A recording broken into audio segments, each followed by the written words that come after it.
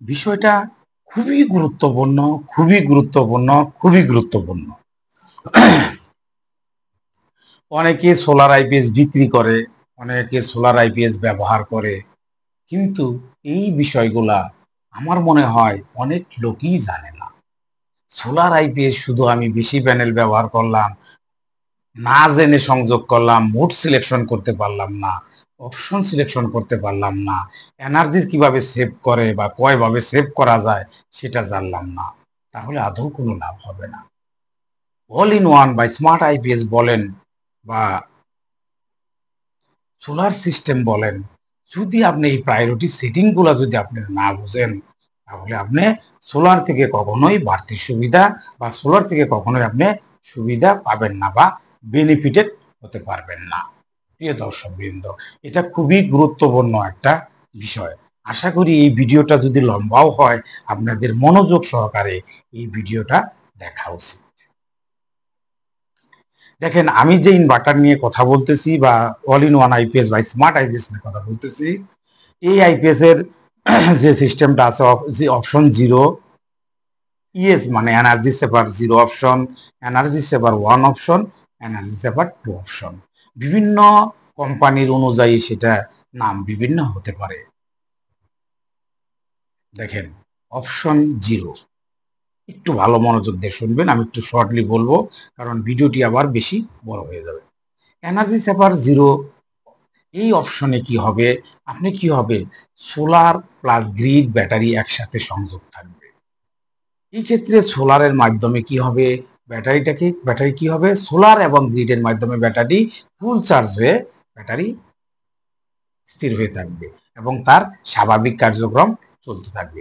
যখন বিদ্যুৎ চলে যাবে তখন সে কি করবে, সোলার থেকে পাওয়ার ব্যাটারি নিয়ে ব্যাটারি থেকে লোড চলবে। সেক্ষেত্রে যতক্ষণ পর্যন্ত সূর্যের আলো থাকবে সে সূর্যের আলো থেকে সাপোর্ট নিতে থাকবে, সূর্যের আলো কমে গেলে ব্যাটারি থেকে সাপোর্ট নেবে।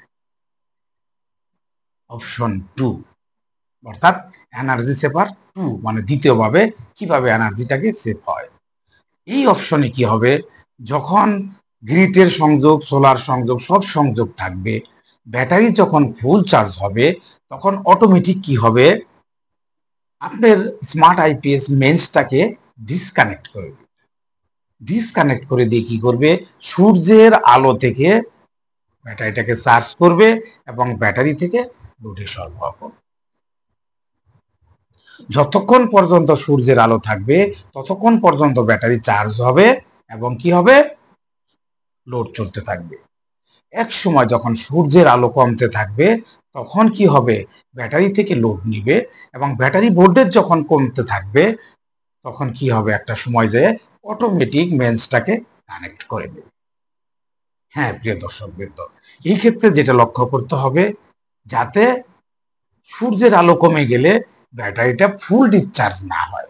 ফুল ডিসচার্জ হলে হবে কি, রাতের বেলা যখন বিদ্যুৎ চলে যাবে তখন কিন্তু আর ব্যাকআপ পাওয়া যাবে না।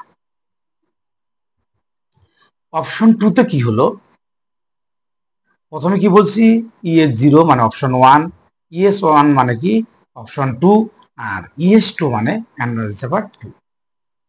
টুতে কি হবে, মানে থার্ড অপশনে কি হবে, সব সংযোগই থাকবে।